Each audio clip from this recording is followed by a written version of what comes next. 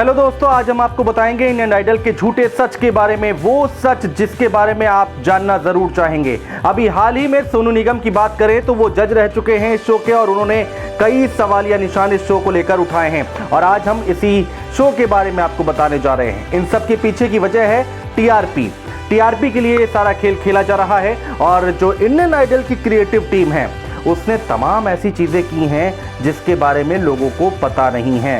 तो चलिए आपको बताते हैं कि आखिर इसके पर्दे के पीछे की कहानी क्या है।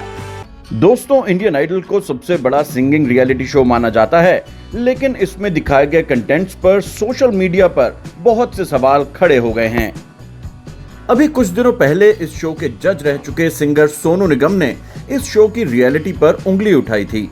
टीआरपी के लिए इस शो की क्रिएटिव टीम ने जो गड़बड़ झाला अभी तक किया है, उसकी शुरुआत होती है इस शो के ऑडिशन से। इस शो के ऑडिशन इंडिया के विभिन्न शहरों में लिए जाते हैं, जिसके लिए व्यापक प्रचार प्रसार चैनल पहले से ही करने लगता है। इस ऑडिशन में एक शहर में लगभग 15 से 20 हजार लोग अपना टैलेंट दिखाने के लिए जमा होते हैं। इस शो के जजेस को इन 20,000 लोगों में से असली हीरा खोजना है, या यूं कहें हीरे की खोज करने का दिखावा करना है। जरा सोचिए, लगभग 10 से 12 घंटे लाइन में लगकर भरी गर्मी या सर्दी में जब कोई सिंगर ऑडिशन के लिए जजेस के सामने पहुंचता है तो उसके लिए ठीक से बोल पाना ही मुश्किल होता है। सुर लगाने की बात तो आप छोड़ ही दीजिए। हम ये नहीं कहते कि इन 15-20 हजार लोगों में टैलेंटेड प्रतिभागी नहीं होते हैं, लेकिन इस आपाधापी में उनके सामने जजेस को इम्प्रेस करने की जो चुनौती होती है वो राम भरोसे ही रहती है। अब आप कहेंगे कि फिर जजेस इन ऑडिशन के बाद ऐसे नायाब हीरे ढूंढ कैसे लेते हैं? तो दोस्तों, आपको हम बता दें कि इंडियन आइडल के नायाब हीरे पहले से ही चमक रहे होते हैं।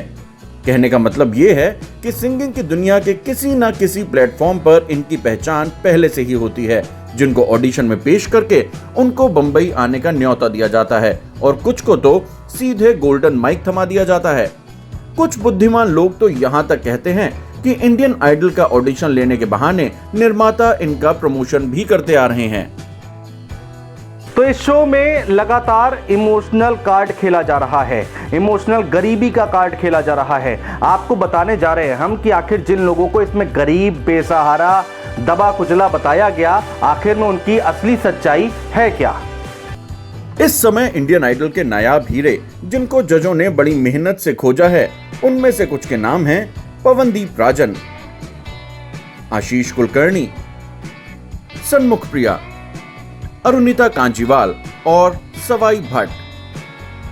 हम इन सिंगर्स की सिंगिंग पर कोई प्रश्न नहीं उठा रहे हैं, निश्चय ही ये उच्च कोटि के सिंगर हैं, लेकिन टीआरपी बटोरने के लिए निर्माताओं ने इनकी आइडेंटिटी को छुपाकर इनको दर्शकों के सामने पेश कर दिया। दोस्तों, आपको बता दें कि पवनदीप राजन संगीत की दुनिया में कोई छुपा हुआ हीरा नहीं है, बल्कि एक स्थापित सिंगर है। पवनदीप राजन उत्तराखंड की पहली लोक गायिका स्वर्गीय कबूतरी देवी के नाती हैं और साथ ही इनके पिता भी उत्तराखंड के लोक गायक हैं। इनके पिता सुरेश राजन प्रसिद्ध कुमाऊनी लोक गायक हैं। पवनदीप कई बॉलीवुड, मराठी, पहाड़ी, क्षेत्रीय कुमाऊनी और गढ़वाली लोकगीतों को अपनी आवाज पहले ही दे चुके हैं और साथ ही भारत और विदेशों में अभी तक 1200 से ज्यादा स्टेज शो कर चुके हैं। पवनदीप राजन साल 2015 में singing reality show India voice के विनर भी बन चुके हैं, जिसमें इस शो के जज HR यानी कि हिमेश रेशमिया भी जज थे। लेकिन जब पवनदीप राजन इंडियन आइडल के 12वें सीजन के प्रतिभागी हैं, तो HR ने उनको आज तक पहचाना ही नहीं और न ही पवनदीप राजन की इस पहचान का खुलासा इंडियन आइडल की क्रिएटिव टीम ने आज तक किया है। इसी तरह आशीष कुलकर्णी के बारे में दर्शकों को ये परोसा गया कि वो अपनी जॉब का इंटरव्यू छोड़कर ऑडिशन में आए थे, जबकि सच्चाई इसके ठीक उलट है।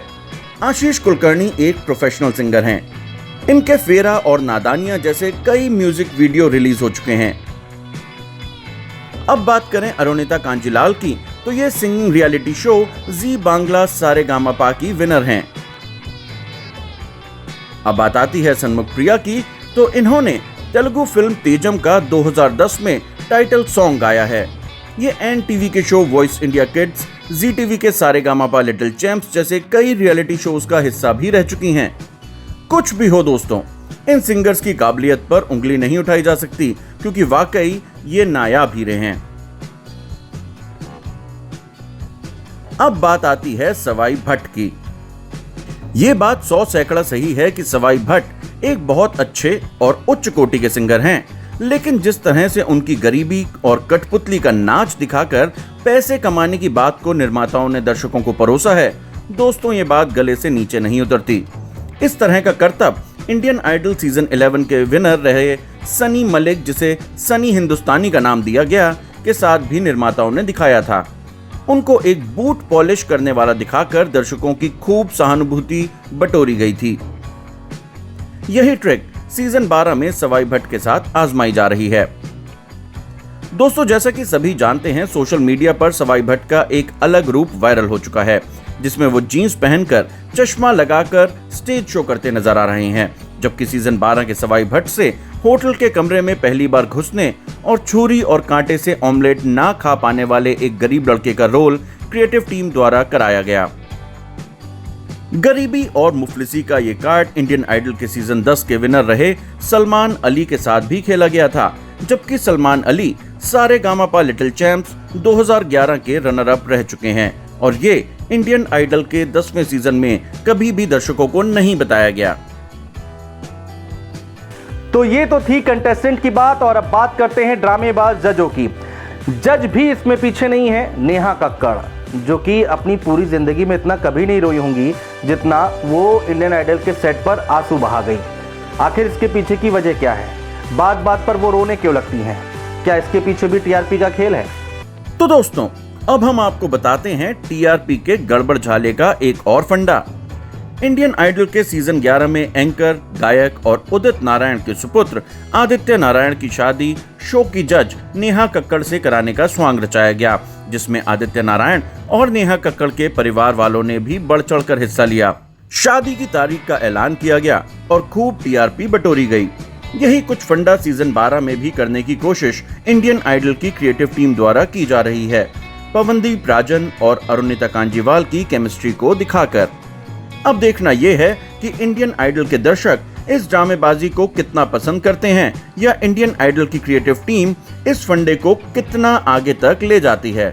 दोस्तों, इंडियन आइडल अब एक रियलिटी शो न रहकर एक धारावाहिक सीरियल बन गया है, जिसकी पटकथा इसकी क्रिएटिव टीम पहले ही लिख चुकी है और सभी किरदार अपनी अपनी भूमिका को पुरजोर निभा रहे हैं। जैसा शो के जज एचआर अपने बनाए हुए लड्डू बांटकर अपना रोल अदा कर रहे हैं, वहीं नेहा कक्कड़ रुपए बांटकर। जी हाँ दोस्तों, नेहा कक्कड़ ने तो मशहूर गीतकार संतोष आनंद को इस शो में 5 लाख रुपए भेंट कर दिए, जिस पर सोशल मीडिया पर मिली जुली प्रतिक्रियाएं भी देखने को मिली। रियलिटी शो में रुपए बांटना अगर नेहा कक्कड़ के रोल में शामिल है, तो उनका बात बात पर रोना भी शो की स्क्रिप्ट का हिस्सा लगता है। दोस्तों, क्या आप बता सकते हैं कि नेहा कक्कड़ ने इंडियन आइडल सीजन 11 में कितनी बार आंसू बहाए हैं और सीजन 12 में अब तक वो कितनी बार रो चुकी हैं? अगर ये आपको याद है या कभी गिनती करने की कोशिश की है, तो प्लीज हमें नीचे कमेंट बॉक्स में लिखकर जरूर बता दें। दोस्तों, इंडियन आइडल के इस रियलिटी शो में कब क्या देखने को मिल जाए ये कहा नहीं जा सकता। कुल मिलाकर सब टीआरपी बटोरने का गड़बड़ झाला है और कुछ नहीं। लेकिन कुछ भी हो, इस शो से दर्शकों का भरपूर मनोरंजन तो हो ही रहा है, साथ ही सिंगिंग के उभरते हुए टैलेंट्स को एक नई पहचान भी मिल रही है। तो ये था इंडियन आइडल का झूठा सच। कभी गरीबी को सहारा बनाया जाता है, कभी ड्रामेबाजी की जाती है, कभी इमोशनल कार्ड खेला जाता है। तो अब क्या ये कहा जा सकता है कि ये एक रियलिटी शो ना होकर एक धारावाहिक हो गया है, सास बहू का सीरियल हो गया है? ये आप खुद तय कीजिए।